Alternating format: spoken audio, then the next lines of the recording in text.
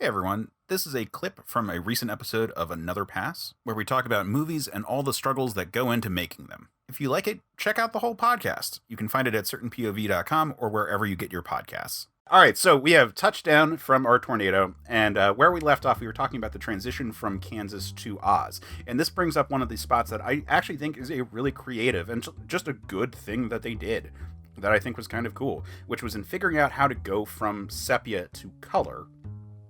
The scene where Dorothy walks out into the colorful world of Oz, they don't have computers to desaturate everything. So that room, and I'm not sure if it's Judy Garland or if it's a double. It's her double. It is her double. Yeah, I figured. Yeah. Is all painted sepia browns, so that they can get a wonder of her opening the door and just like seeing in color. Which I gotta say, like if I was making that movie and I didn't have computers, I would have her open the door and then cut to her foot stepping out in color and like not actually have that shot, because that's insane that they did that. But I think it's really creative.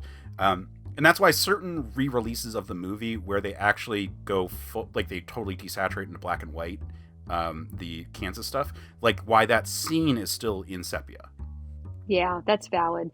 Actually, if you really watch that scene carefully, you can tell that it's being filmed in color because some of like the skin tones and whatnot are not the same quality that they were in the other sepia sections of the film. So I just think that's a cool little bit right there. And like the choice to have sepia be her in Kansas and then color for Oz, I think is probably the most evocative filmmaking technique that they use in the whole thing. I think it's so, again, we talked about the silver being the ruby slippers because it looks better on it all. Like they did so many things to like have it be like just a stunning visual treat right there. It's really cool.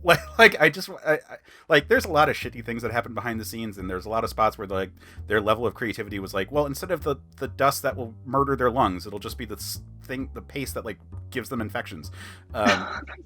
This is one point of creativity that I'm like, I just want to call that one out because it's really fucking cool. It's a film nerd thing that we like. If you know anything about movie making, you've heard this story because it's like such an early example that people bring up.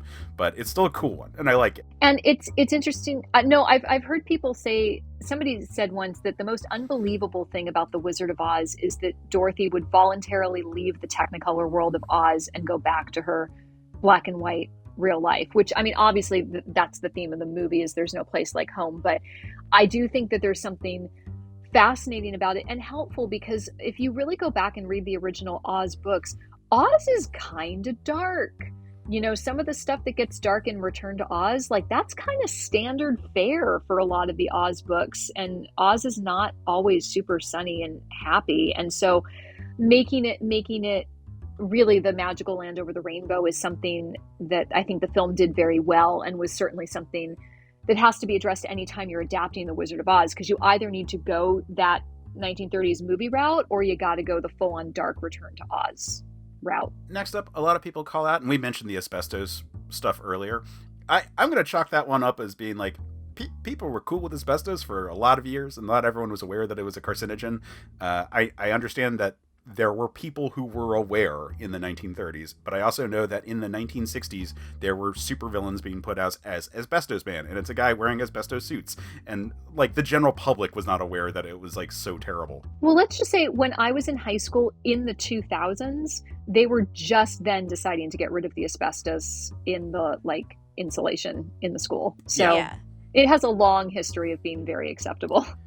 Yeah, it was really sold as like, look at this fireproof material. It's so great. Yeah. It's like this glow-in-the-dark paint. It's awesome. Yeah, I mean, similarly, like lead has the kind of the same history of that. Like there was knowledge that lead paint was not very good in homes, but here in America, we just kept doing that well into the 80s. So, I mean, it's kind of a standard or lead fare. in our gasoline and that. Yeah, it's just kind of standard. It's kind of... It is a beautiful scene. Yeah. Yeah. Like, it gets called out as, like, look at this horrible thing. And I honestly think, in the grand scheme of all the atrocities that occurred on set, like, that's actually on the, like, the lower end of it. But it's because, like, the general audience and probably most of the people involved in making it were like, oh, yeah, it looks good on film. And had no idea. Yeah. Probably. That's one of the things I have an issue with, I think...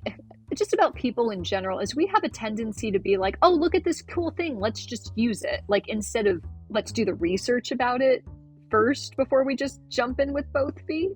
But I'm sure in 50 years we'll find out that, like, oh no, the plastic that iPhones is made out of causes cancer. Too bad. Like, I'm sure there's something that we'll discover 50 years on. But we that we're still doing need this wrong. object, so I guess that's what's going to happen. Right. Yep. We still need our houses to look pretty, so we're still going to paint them with lead because that's the paint that's available. Well, I mean, I actually just recently watched a really interesting like history of makeup and the things that people did fully knowing that they were like horribly bad for them, but like in the name of like beauty is the most important thing. I mean, some of the madness of King George in England, some people think had something to do with the fact that he was wearing, leaded white makeup all the time because it was what was in fashion. Yeah. Yep. Yeah. Beauty standards. Yeah, Great. beauty standards. Beauty standards and just general, like, keeping up with the Joneses kind of stuff, I think, is a lot of this. Like, it's hard for me not to go on kind of a rant about how I hate grass because it's an invasive species that we all just sort of decided, like, hey, it makes our lawns look attractive. And so now we, like, waste tons of water on like, a thing that is unproductive and not even edible by most animals. Or all the other things. Like, cars. I hate them. I really do. Like, I really do. Like, I drive a car. I understand that I'm a hypocrite. But, like, I think they're terrible for cities. Like, you're preaching to a choir here. I hate all of that. Remember, if you like that clip, check out the podcast. You can find it at certainpov.com or wherever you get your podcasts.